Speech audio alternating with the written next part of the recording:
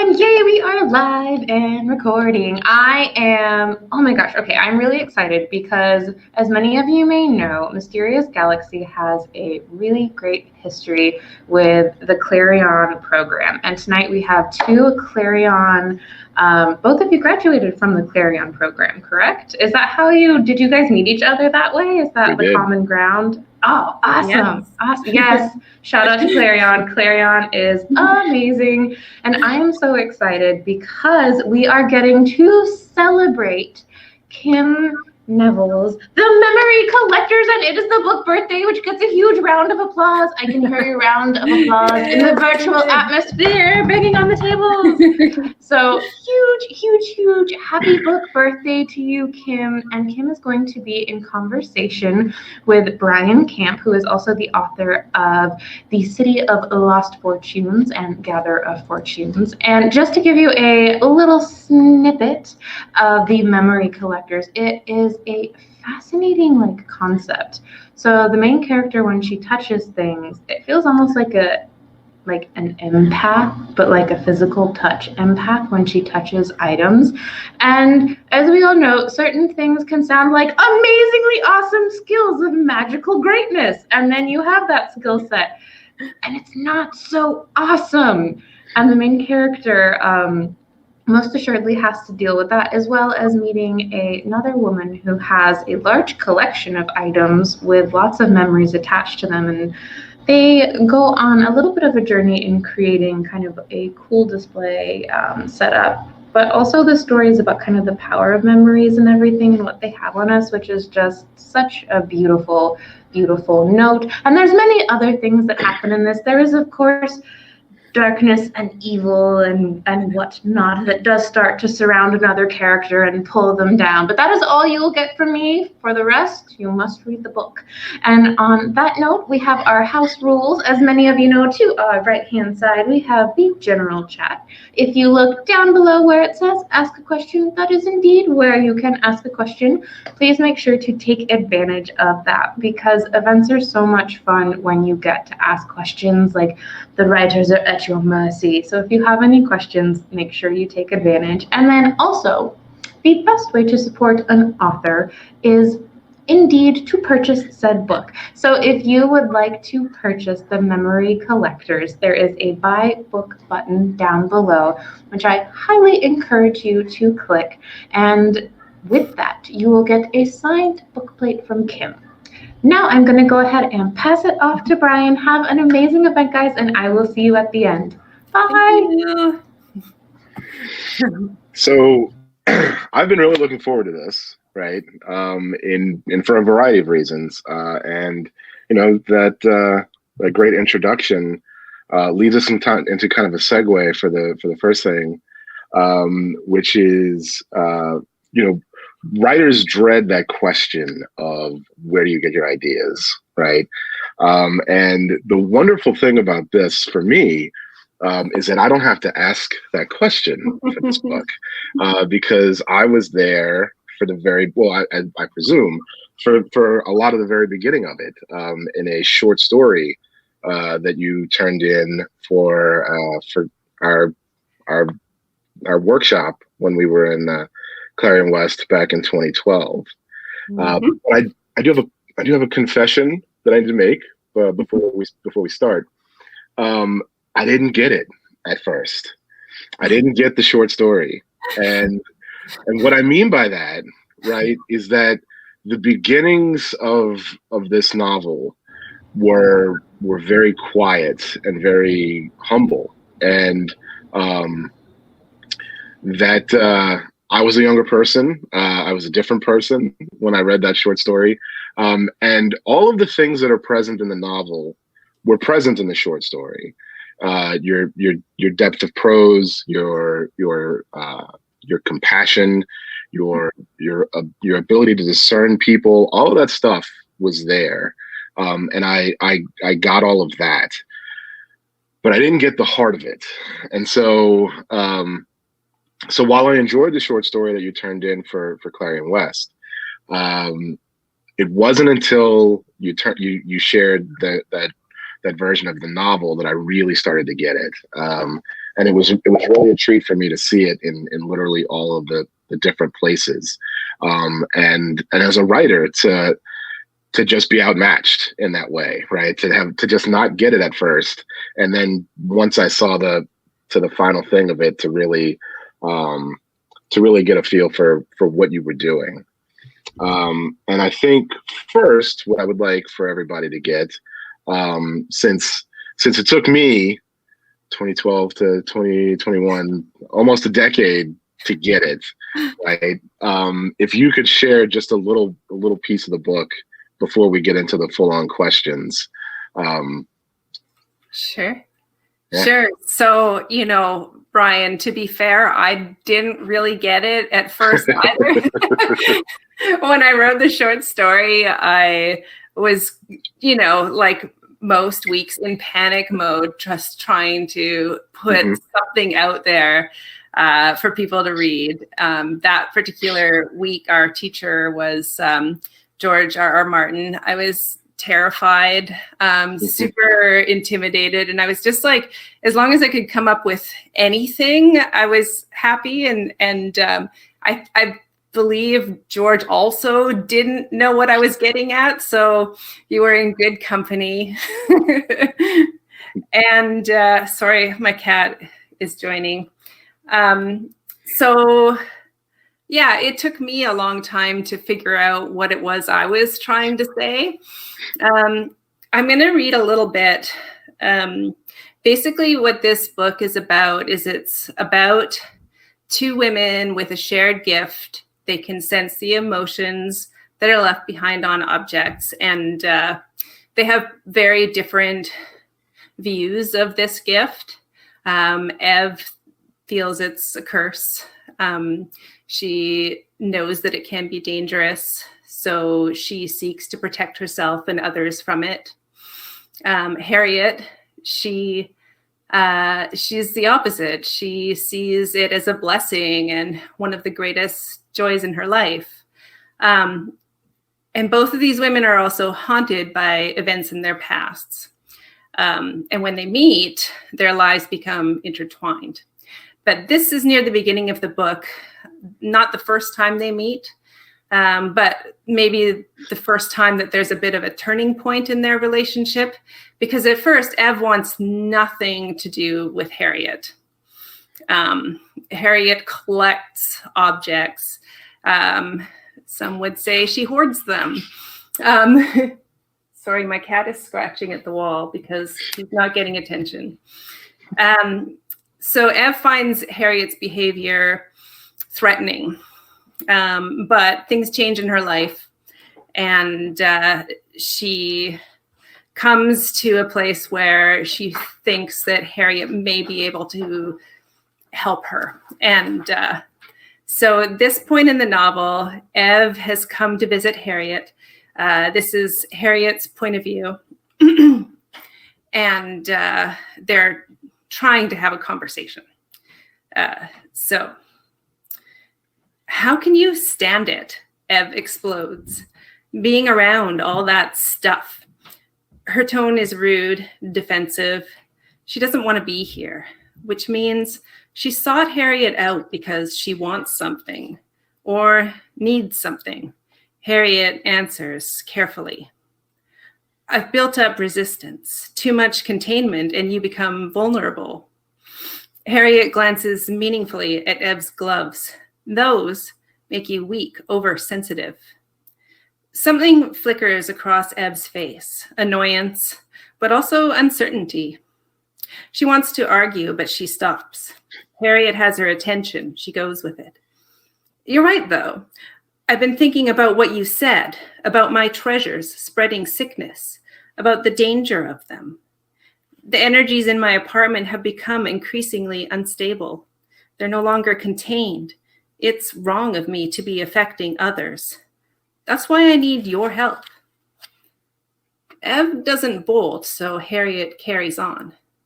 I have a plan to redistribute and stabilize the collection, make it safe, better than safe if we do it right. Owen mentioned a museum. Yes, what if we could use these objects for good? to heal rather than hurt, to spread the good energies, love, joy, peace, hope, a place people could visit to experience the best that my treasures have to offer. She doesn't mention the eviction, hasn't told Owen either. She's not going to let on that she's being forced into the change. Harriet hesitates, decides to take a chance. Will you do something for me? Ev shrugs, stubbornly giving away nothing, but she doesn't leave. Tell me what you think of this. Harriet pulls an object out of her pocket, a wooden top, small enough to fit in the palm of her hand. Ev reaches for it. Without the gloves, Harriet adds. No. Ev pinches the top between two cotton-gloved fingers and frowns at it.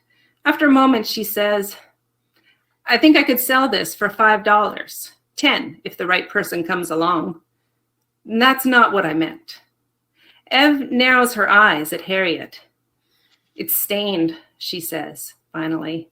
A mid-range vibration. The predominant emotion is longing. Stained. Interesting. I won't help you to add to your collection. You have too much already. Ev takes a last look at the top and passes it back to Harriet. That's not what I want, she tells Ev. I need a curator. What would I be doing? Sorting, organizing. Ev is already shaking her head. Caring for the artifacts. I can't. It would pay very well. She pauses. Your friend Owen is helping, but I need you too. Only you can help me choose the right items. Together, we could create a truly transformative space. Ev paces the sidewalk in front of Harriet. I don't mean I won't. I mean I can't. I can't be around all those things. I'd get sick. How do you not get sick? You talk of stains and sickness. Harriet pulls a single phlox bloom from its stem and tickles her own chin with it. That's not how I experience bright things. Bright, infused with life. They're beautiful. They bring me joy. They always have. Beauty, joy. Ev stops directly in front of Harriet. What about the things that aren't bright? What about the ugly, dark ones? She gestures toward the top in Harriet's hand. That top, it's not just tainted with longing. There's some love in there, sure, but there's also pain and resentment and bitterness and even a little hatred. It's old, but it's strong. It's got a lot of emotion for such a small, bright thing. You want to know what I think about that top? To Harriet's surprise, tears spring to Ev's eyes. I think the child it belonged to was unforgivably betrayed by the person who gave it to her. Harriet clenches her fist around the top, turning her gaze back to the phlox. It takes a few moments to gather her thoughts. The girl's sensitivity is much stronger than hers. With time, Harriet may be able to identify the specific emotion of longing, but not the others, never with such certainty. And Harriet knows Ev is right on every count. The top was a gift to Harriet from her father. So I've done a couple of these virtual author things, and there are some really great parts, right? One of which is we wouldn't have been able to do this if it wasn't, I'm in New Orleans, you're where you are, right? So we wouldn't have been able to do we wouldn't have been able to do this exactly. But the only thing, really the major thing that I feel like is missing from these things is the deserving applause that you should have gotten at the end of that, right? Because that's a killer line to end on for a writing. See, there we go. We can get some emojis in the chat. That'll help out a little bit. So we are going to have some time for some audience questions, and I will field those when they come. Okay. Just to be clear, I'm happy to talk about some stuff too, right? So if y'all have like writing process questions or things like that, we can kind of bounce those off of each other a little bit. But we do want to keep the focus definitely on your book. But I bring that up with the writing process because, well, we're us, right? And talking about our writing processes has been kind of like the foundation of our friendship that's lasted as long as it has. Yeah. It's been an ongoing, interesting conversation, right? That I don't think you can manufacture the way that we've been able to, and among with the rest of our class as well, to just continue this conversation for a decade and to know each other's writing and to be able to talk about it. So I do have some questions so it was really challenging for me when thinking about questions, not to just dive really deep in, right? Because then it would really just be the two of us talking. But one of the things that really struck me with the piece that you chose to read, in terms of your characters, they have such different viewpoints on the same thing. And can you talk about that a little bit? You know, what kind of inspired that? What is it about those characters that gave them the different viewpoints? You know, that kind of stuff. Sure. Yeah, I think I was interested in general, like the entire idea of the book was about our relationships to physical objects. Also, the thinking on like what makes objects like, quote, magical. Because the original short story that I wrote was like a much more fantastical. And then I decided to like really ground it in the real world by just thinking about how we interact with our things. I just found it so interesting to think about how we create meaning for objects, like based on our stories about them. The object itself is not truly significant, but it's like the memories that are associated with it give it life, which is so interesting to me, and they can take on such power.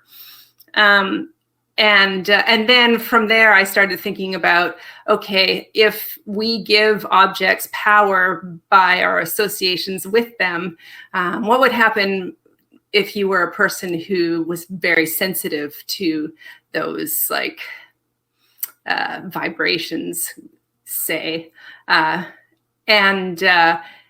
and then I started thinking about like what would be interesting would be like somebody who thinks this is the best, and how that person's life would be shaped by that way of thinking. And then somebody on the other hand who thinks this is the worst ever.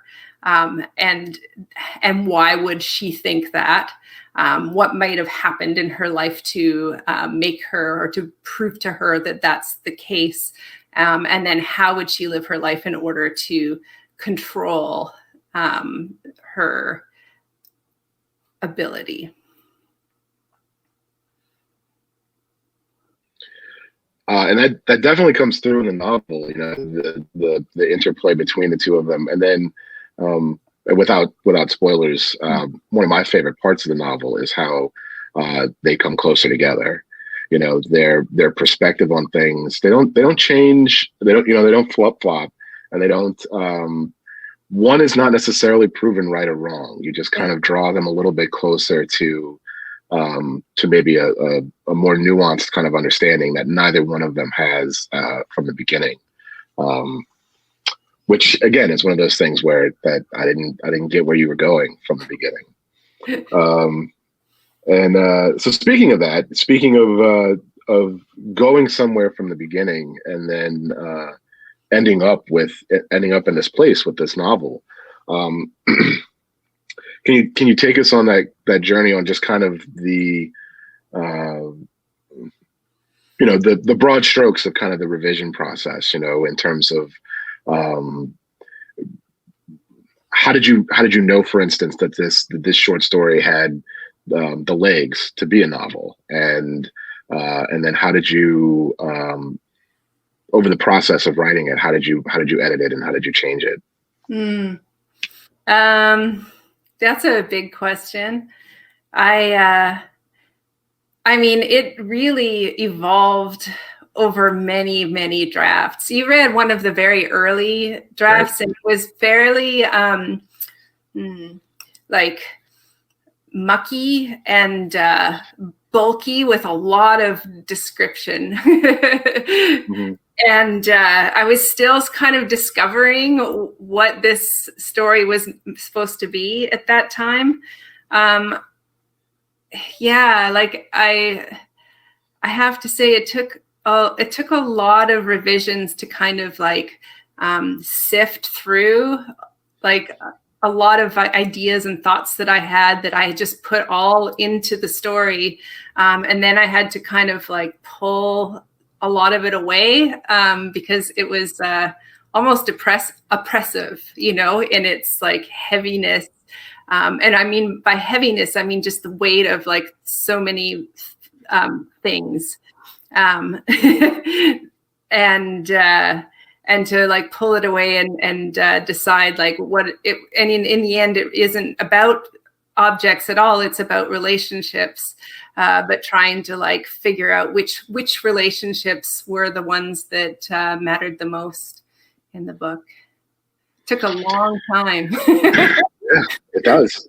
It's absolutely fascinating and hilarious to me that you are describing the revision process of this book as both being crowded in by too many objects and sifting through. You didn't use the word garbage, and I'm not going to use the word garbage, but sifting through a dumpster, let's say, for the bright things at the bottom of the novel. We didn't do that on purpose, but there it is. That's what it is. So that's one of the things that I don't think people get until they do it. Is just how much work revision is, and it's rewarding, and it's interesting, but it is a vast amount of work that from the outside doesn't look like very much work at all. You know, like I can remember that first draft of the novel itself that I read, and yes, you know, what you're saying about it, you know, there was too much of this and too much of that. I can agree with you, but in terms of reading that first draft of the book and then rereading the final draft of the book, I was struck by just how similar the book still is, you know, because it's the core of the book, the stuff that really matters. It was already, almost all of it was already in that very first draft that we read, you know, so the work is in, sometimes it's not necessarily true for every novel, but I found it to be true for myself as well. The work is not always finding the right part of the book or adding in the good stuff later or any of that kind of stuff. Sometimes it's just about, you know, smoothing away the things that don't need to be there so that the stuff that's already great can really shine. Which before I did it, I had no idea that was the way it was. That was what it was like. You know what I mean? I thought the work was writing the book, and then the revision was, you know, grammar stuff. That's simple. I know I can do that. So just to avoid, because we could literally do the writing process stuff all night. But let's pivot to something else. Talk to me about the cover. That's always one of the most fun things for a first time novelist. Totally. I would love to talk about the cover. I'm so happy with it. I had heard like horror stories from authors, and so I was afraid. And I don't have a background in art or design, so I couldn't really give any real concrete feedback. So I was really like, I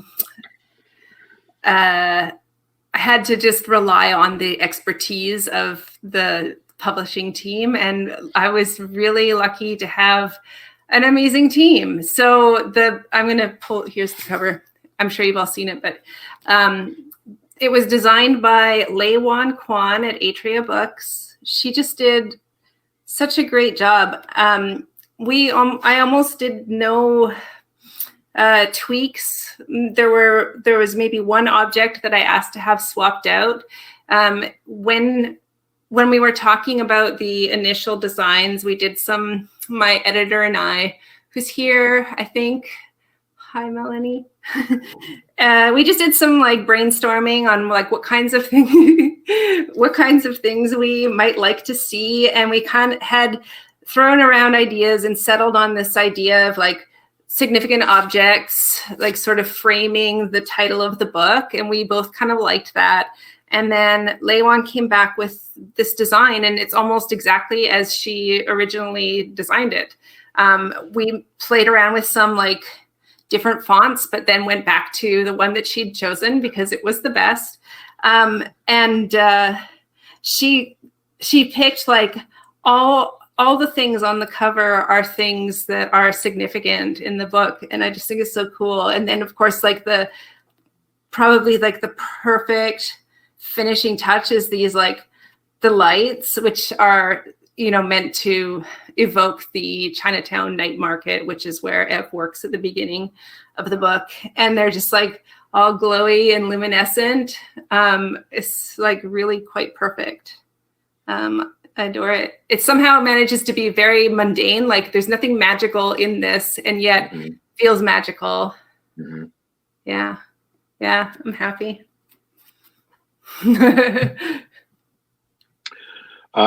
So I'm also an English teacher, right? And one of the things I tell my students all the time is that you don't get to talk to the author. You have to kind of dig through the text and find out what it means to you, because they're not here. But fortunately, you are here, so we do get to ask you that question. If you could kind of leave one hook in your reader when they leave the book, what is it you hope kind of sticks with them that's finished? I mean, once they finish, I mean. I hope that I leave everybody on a hopeful note. There's a lot of darkness in that book, but I think that in the end, it is about hopefulness. It's about healing, forgiveness, and about doing the things that scare you. So I hope that that's what people are left with at the end. Well, I definitely felt a hopefulness, and definitely the right time for it, for a very hopeful book. Circling back around to your characters, which is one of my favorite things to talk about. As writers, we're not supposed to have favorites, and as people, we always do. So who is your favorite character in the book to write about? Okay, my favorite character is definitely Owen. He is, at the beginning of the book, he is Ev's only friend. He is an artist, another scavenger. They ride their bikes around the city, sifting through trash together, and he uses his trash to create sculptures, like found object art. He's an older, like middle-aged man, very easygoing. He kind of takes care of Ev. He likes to bring her food. He's got this like chill, peaceful energy. Again, going back to one of the early drafts, I think that you, Bryan, and maybe a couple of other people were like, he's like too good to be real. So I did give him like a little bit of history, and he's no longer like perfect, but he's still like the person that you want to like, chill at the beach with. And he's like my favorite person in the book. Maybe not like the most fun to write. I'd say like as far as like fun to write, I really enjoyed the sibling relationship in the book. That was like the fun thing to write because I have a sibling. He's like the most easygoing guy in the world. And our relationship is nothing at all like the relationship that's in the book. It's about as like easygoing as it gets, but there's still like, there's the shared history and the banter. Steve is a nice guy. He's the nicest guy. He's probably watching this. He better be. Anyway. But there's like, so it was fun to take like what I know of a sibling relationship, which is that like shared history, the banter, the like, we haven't talked in 6 months, but you know, you're the first person I text if I need, you know, if I'm in self-isolation for 2 weeks and I need somebody to drop off groceries, you're the one. But also then to take that and like, put it onto a more fraught relationship with a lot of baggage and history and trauma. That was fun to do. So in terms of revision, did you feel any pressure to in that process of like, you know, like we said, smoothing away or sifting through to find what was important? There's quite a lot of tension towards the end of the novel, but it is at no point is this like an action kind of blockbuster sort of a thing. And did you ever feel any tension or any kind of feeling like you had to ramp up tension in what is ultimately a fairly quiet, fairly deep novel? No, I didn't have that pressure at all, actually. I was really lucky to find agents who immediately got what my book was about.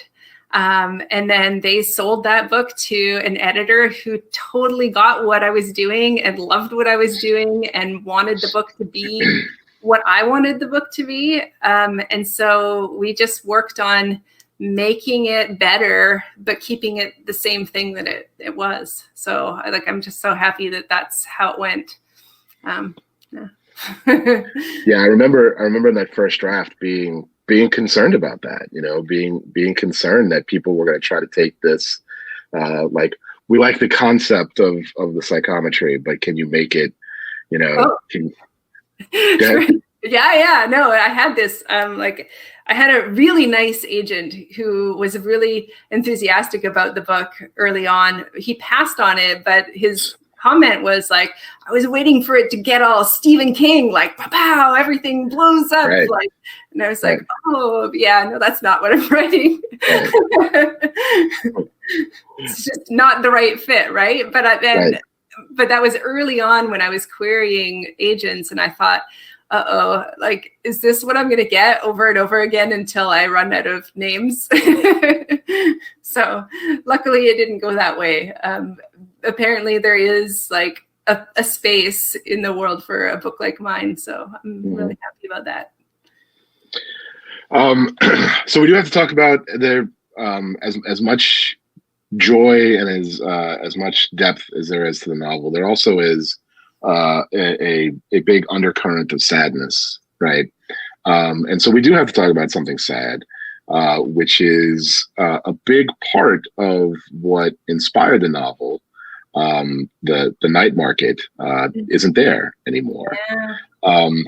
Can you talk about that a little bit? And you know, we're talking about you, not me, but you know, my first novel was post Katrina, and it took me so long, like you, to find the core of what the book was, that I had to change the time that I was writing in, because it was just, you know, it was getting to a point where it was a historical novel instead of a contemporary one, right?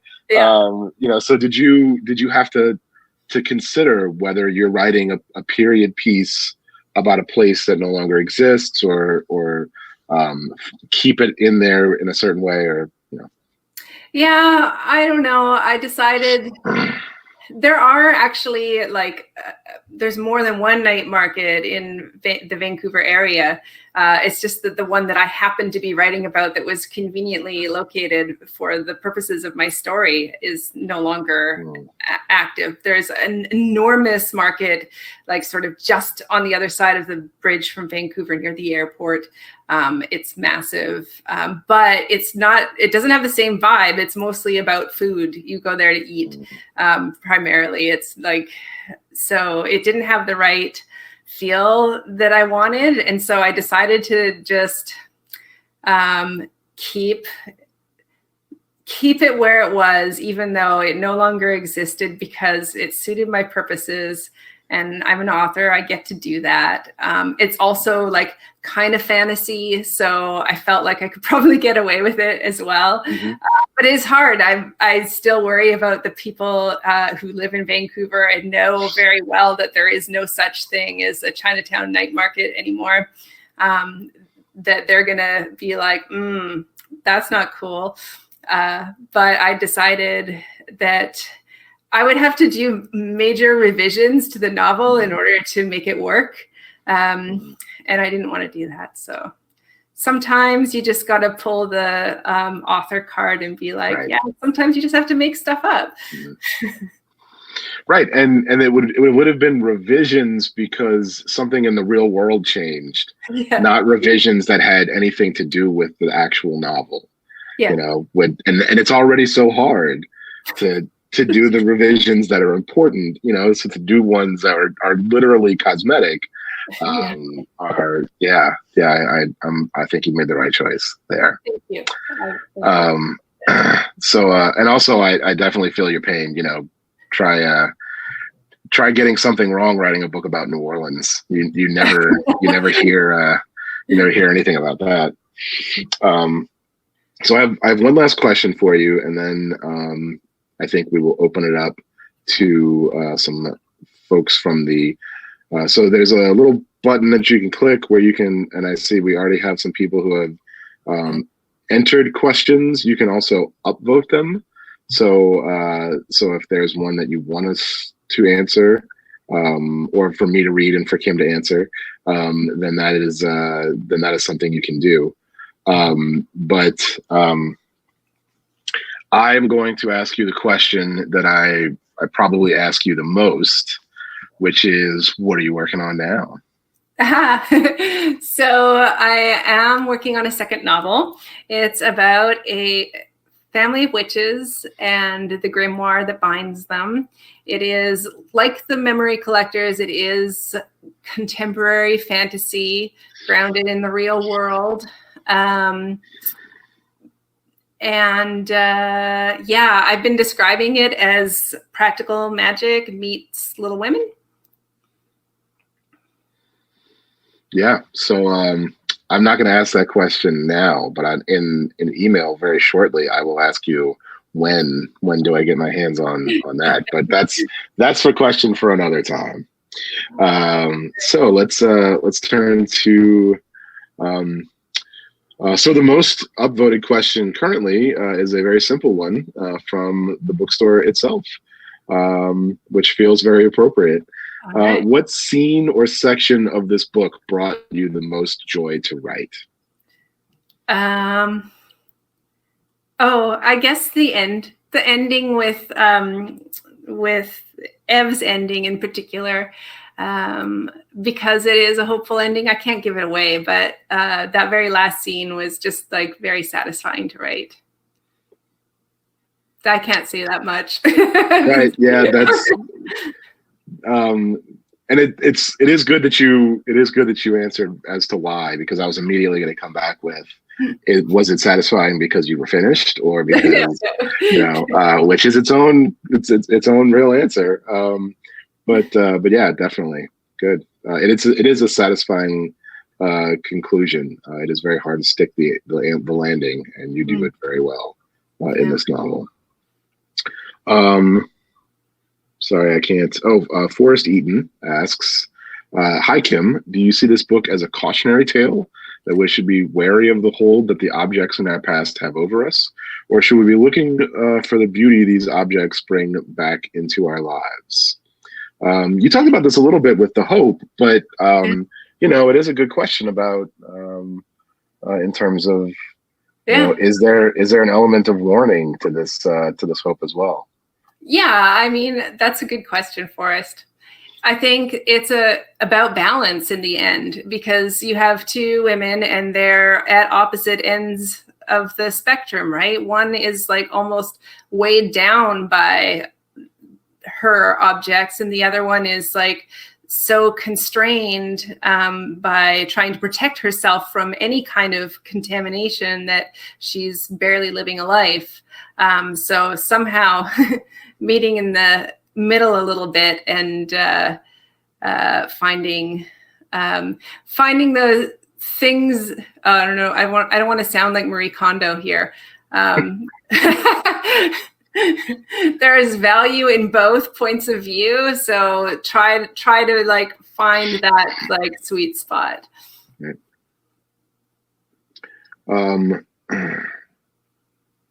So sorry, I'm trying to read.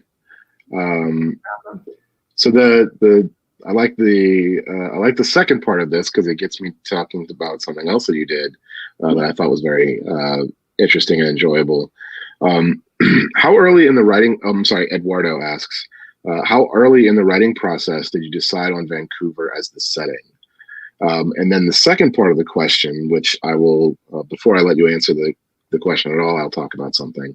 What are some objects that remind you of distinctive Vancouver memories? And so one of the things I thought you did that was very clever and very fun was in the months leading up to, or weeks, months, I don't know, what is time anymore?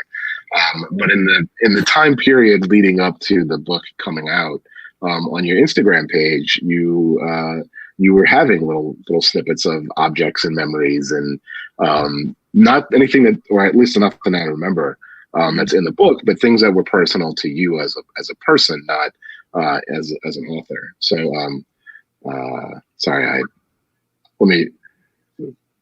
when did you decide Vancouver as a setting, and what are some objects that remind you of Vancouver memories? Okay, so the first question, I knew from the beginning that I wanted to write a book set in Vancouver. It's where I live. I love actually reading books that are set in my hometown. I think Vancouver is a very unique and interesting place. I think more books should be written about and in Vancouver. I just knew, like, from the very beginning that's what I wanted to do. And I'm super happy, because I was a little worried that if I got a big publisher that they would be like, yeah, this is good, but we need to set it somewhere in the US because nobody knows where Vancouver is or what it is, and nobody cares. So it was really great to have it stay where it was. For the second part of the question, honestly, I cannot think of a single thing that I have that is like a Vancouver specific memory.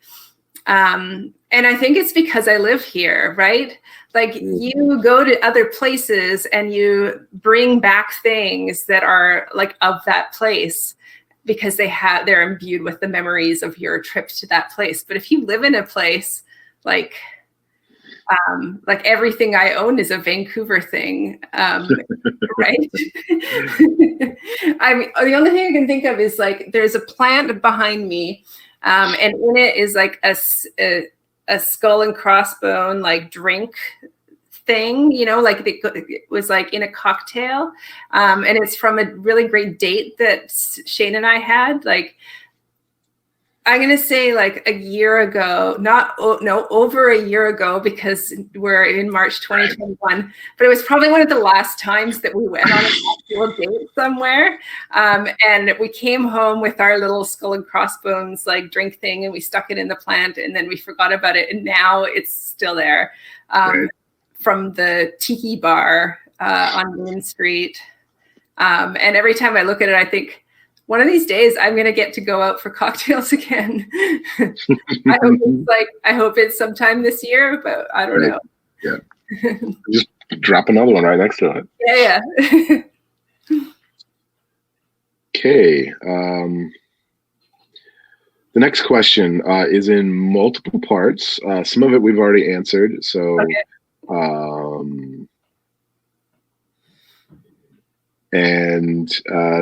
so actually, I will choose just one part of this at a time, just so that you're not trying to remember all the different parts of it. Arlene, we are answering your question, and we will skip ahead to part 3. Do you have a ritual or routine whenever you write, and has that changed during the pandemic? Oh, that's a good question. I do have a routine. I don't know if I would say a ritual. I always write in the mornings. It's my best time. It's like a time when I'm not really good for talking or interacting with humans, but it's a really creative time for me. So I think like I'm still half asleep, and like, so my critic is not awake or something, like the logical part of me is not paying attention. And so it's really like good time for me to like put down new words. So I always try to write for an hour every morning before I do like anything, like kind of while I'm drinking my coffee. And then I'll like go and have the rest of my day. And I started that actually writing the first draft of this novel because that was a time when I was working full time. My daughter was still small and needed me a lot, and there just wasn't enough time in the day. And so that this was like kind of forced morning writing. I had to set my alarm at 5. I hated it. And then I found like when my schedule relaxed, I stopped doing it, and it was harder to write. So during the pandemic, I went back to it. And I think I'm going to stick with it like for good. It's been really good for me. Yeah. So you've been able to write during all this. Uh-huh. That is up until about a month ago. Yeah. Yeah. And things kind of got busy with marketing and, all right. Yeah. Stuff. Yeah. That's heroic, to be quite honest. I mean, it's no, it's like therapy and like self-care. There you go. Yeah. So we're going to return to Arlene's question. So we already talked about the book cover, so that's answered. And I think you've covered a lot of the first part of the question, but if we run out of stuff, we're getting more questions. So a Shane asked, what's the name of the cat on your lap? I don't know if it's your Shane or just a Shane, but you can answer that one real quick. Oh, sure. This is Opal. Clearly not my Shane. He knows what this is. Great. Yeah.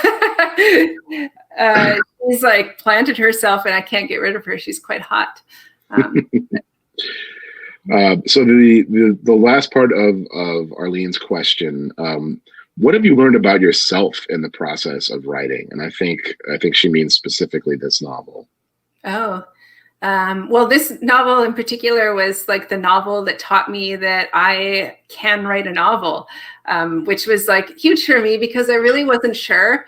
I had attempted in the past and not quite been able to do it. And I found it was like starting this, it was hard for me to imagine like how to like hold a whole novel in my head at once. And I remember saying that a lot to people, to my husband. And like, I don't know how people do it.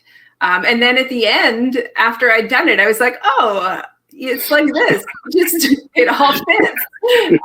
But so that for me was really significant. I wasn't sure if I could, and then I did it, and now I can. And I'm, despite the fact that like sitting down to try and write a new thing is always hard, I still know that I am capable of like, my brain can do the thing where it holds the whole thing inside at one time. And there was a time in my life when that seemed like magic that I didn't possess. And now I do. It's amazing.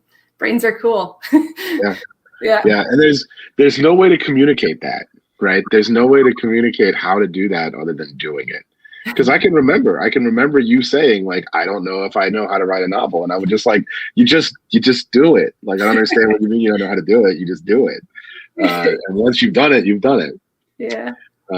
Yeah, that's definitely a learning experience. So I believe the pronunciation is Karen. I have avoided answering this question, I will be honest, just because everything about this presentation thus far has been very cat-centric. But the question, she is wondering if there had been a cat in the novel at some point, or if you had considered it and then decided if one would be too distracting. I don't know if she asked that question as cats were deciding whether your laugh was the appropriate thing, or if it's, just it definitely, the magic of hoarding objects and of leaving your presence behind on things it definitely is very witchy, right? So it does seem like there should be a cat somewhere in here. So it is a very valid question, I think. Yeah, and I love cats, but I firmly believe a cat does not belong in this book, primarily because there's hoarding in this book. And animals and hoarding are really like a place I didn't want to go. Clearly, Harriet could not have any pets. I just felt like it was a place that was too fraught. Like,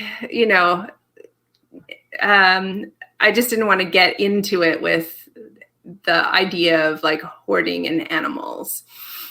So, and then Ev as a person is just not a pet person. That's just not her personality. Owen probably has a cat, but it never showed up in the book.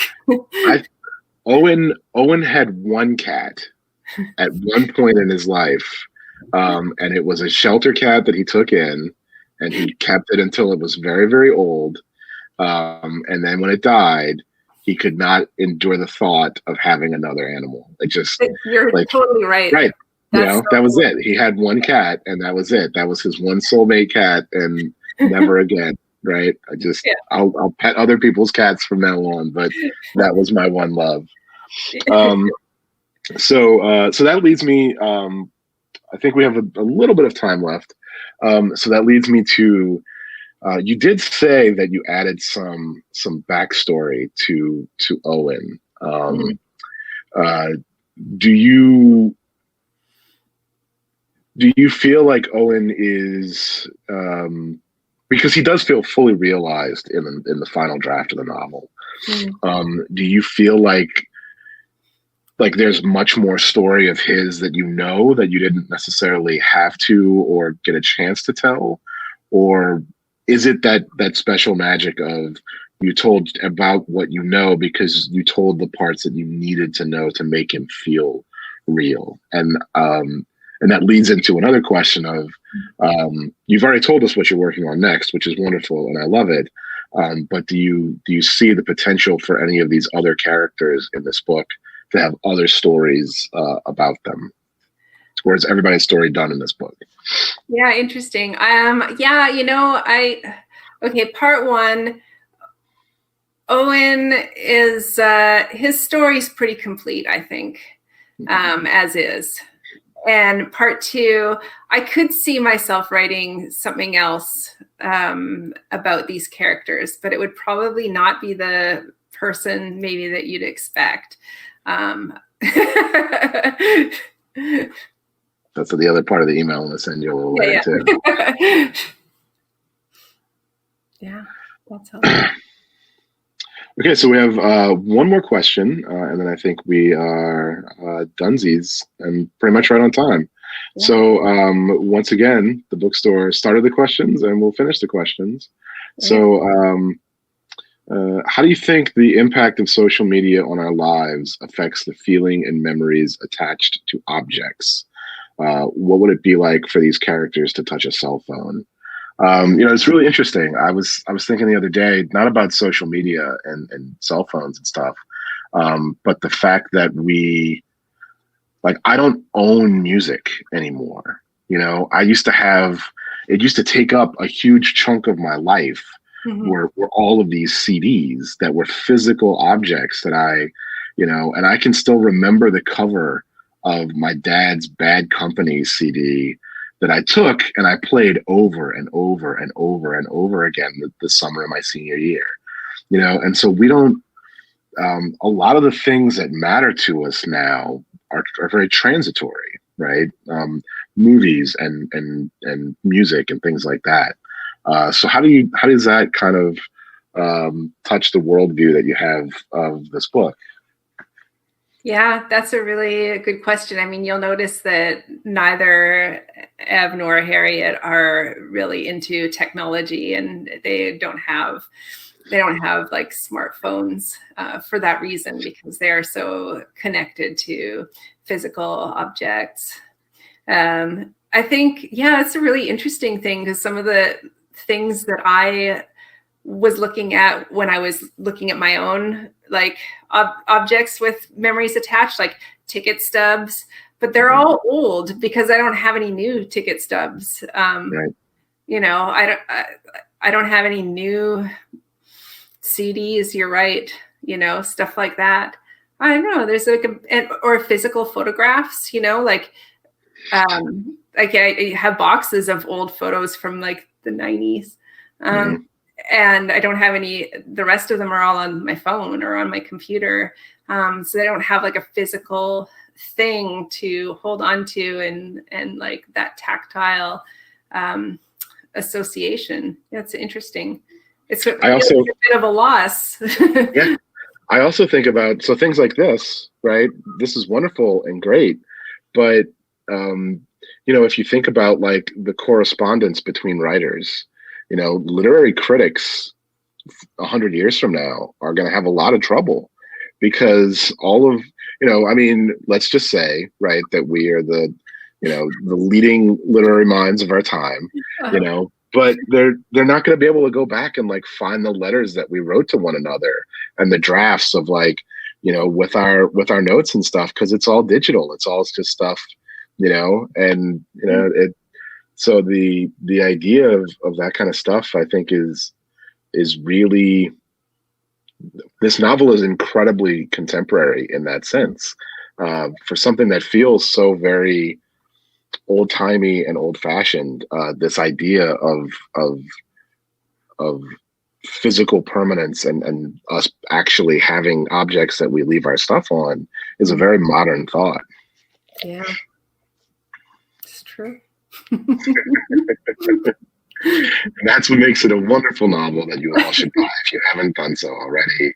And if you have, you should buy a copy for your friend. And I think that's all I have to say about that. Yeah. No, I think we should probably wrap it up. It looks like it's 8:00 right now. Yes, ma'am. All right. Is Constance going to come and save us now? I think she's supposed to. I think if we just keep talking, eventually, there we are. Just leaving you with a dramatic pause as my internet gave me the spinny button of doom for a second. I was like, no. Well, I want to thank both of you so much for joining us. This really was a treat, getting to hear both of you just talk and listen to the discourse between both of you. It was just, thank you. Thank you so much for letting us into your world and into this conversation. And oh my gosh, I just I want to read this book. I want to be your, read your witch book. I'm I just need to read all the things. And then it's funny because my mind is do I want to read an e-version of it or the actual book? And I always want to read the actual book because, slight bias, but bookseller. But even that ties into what we were just, what you guys were just talking about. But I could ramble forever because you guys talked about so many amazing things, but I will not do that to you guys. I will just say thank you so very much. for an amazing event this evening. And everyone, thank you so much for joining us and your questions. If you would like to purchase the Memory Collectors or any of Bryan's books, there will be the buy book link down below. And we wish you all a great evening and a lovely night, and we'll see you next time. Bye, Bryan. Bye, Kim. Bye, everybody. Thank you, everyone.